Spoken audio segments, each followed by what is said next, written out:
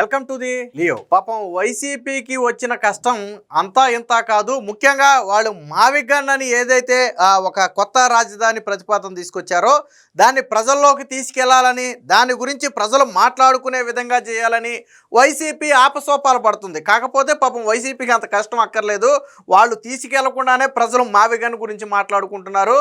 గత 2 రోజుల నుంచి సోషల్ మీడియాలో వచ్చిన అత్యధిక ట్రోల్స్, ఈవెన్ సినిమా ట్రోల్స్ తో కూడా పోల్చుకుంటే జగన్మోహన్ రెడ్డి ట్రోల్స్ అందుకు 10 నుండి 15 రెట్లు ఎక్కువ ట్రోల్స్ వచ్చాయి. ఎందుకనంటే మావిగన్ ఏదైతే జగన్ మావిగన్ అనే తీసుకొచ్చాడో దీని మీద ఎవరికి నచ్చిన స్టైల్లో వాళ్ళు ట్రోల్ చేశారు.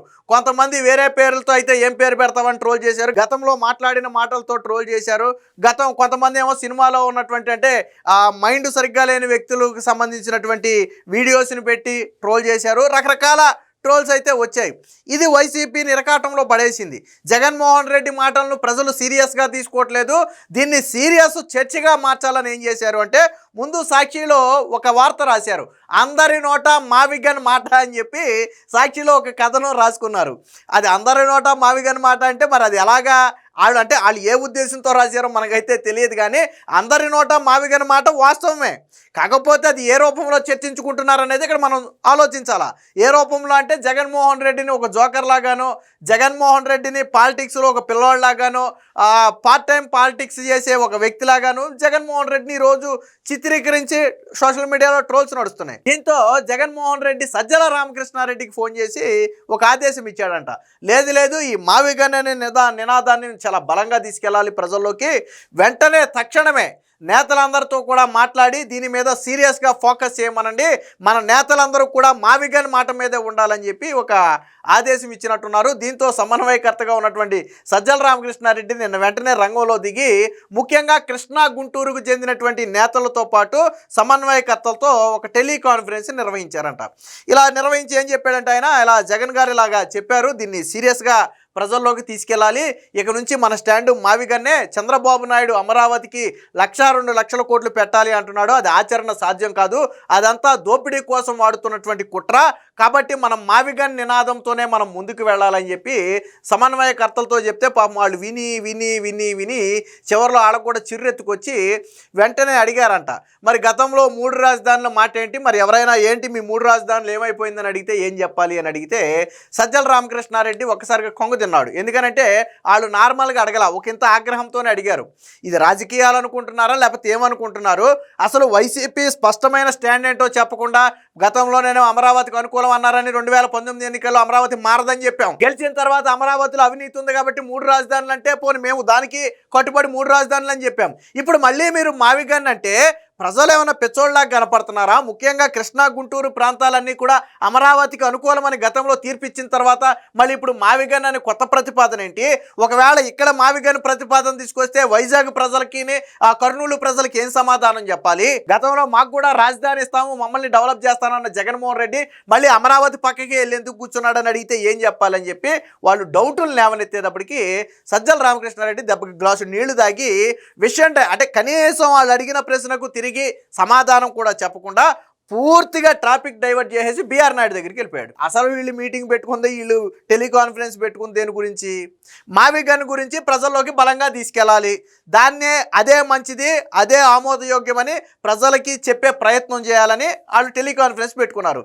కానీ ఇంతలో బీఆర్ నాయుడు ఎందుకు వచ్చాడు అంటే వీళ్ళు అడిగిన ప్రశ్నకు సజ్జల రామకృష్ణారెడ్డి దగ్గర సమాధానం లేదు. ఎస్, వాళ్ళు అడిగిన ప్రశ్న కరెక్టే, మన పార్టీని కాసేపు పక్కన పెడదాం, వాళ్ళు కూడా ప్రజలతో పాటు ఇప్పుడు ఏ పార్టీ నాయకుడైనా తిరగాల్సింది ప్రజలతోనే కదా, టీడీపీ అయినా జనసేన అయినా బీజేపీ అయినా వైసీపీ అయినా అంతిమంగా రేపటి రోజున వాళ్ళు ప్రజల దగ్గరికి వెళ్ళాలి. మరి ప్రజలు అడుగుతారు కదా, మీరు అమరావతి అన్నారు, 3 రాజధానులు అన్నారు, ఇప్పుడు మావిగన్ అంటున్నారు, అసలు మీ విధానం ఏంటి, మీ స్టాండ్ ఏంటి, మిమ్మల్ని ఎలా నమ్మాలి అని ఎవరైనా అడిగితే ఏం సమాధానం చెప్పాలి? సింపుల్గా ప్రశ్న అదే. ఎస్, ఆ ప్రశ్న కరెక్ట్ కూడా. జగన్మోహన్ రెడ్డి అంటే తాడేపల్లి ప్యాలెస్లోనో బెంగళూరు ప్యాలెస్లోనో ఉంటాడు కాబట్టి ఆయనకి క్షేత్రస్థాయి పరిస్థితులు తెలియదు. కానీ క్షేత్రస్థాయి నాయకుడికి తెలిసి ఆ బాధ ఏంటో. ఒక గుమ్మం ముందుకెళ్ళి నిలబడితే మొహం మీద కాండ్రించి వస్తారు, ఏది ఇన్ని మాటలు మారిస్తే. ఆ విషయం జగన్మోహన్ రెడ్డికి సజ్జల రామకృష్ణారెడ్డికి తెలియదు. ఎందుకంటే వీళ్ళు ప్రజల్లోకి రారు. జగన్ కానీ సజ్జల రామకృష్ణారెడ్డి కానీ ప్రజల్లోకి రారు.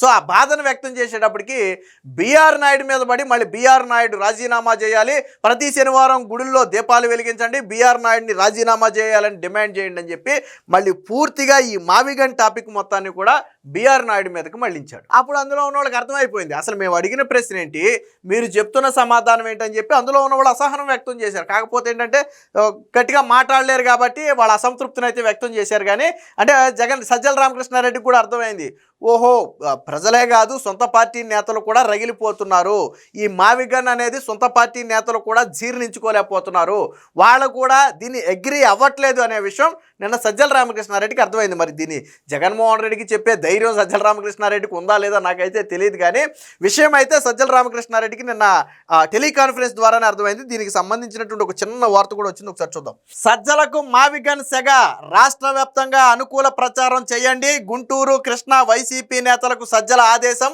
ఆగ్రహం వ్యక్తం చేసిన కొందరు ముఖ్య నేతలు. దాంతోనే సజ్జల రామకృష్ణారెడ్డికి పాపం ఇబ్బంది కలిగింది.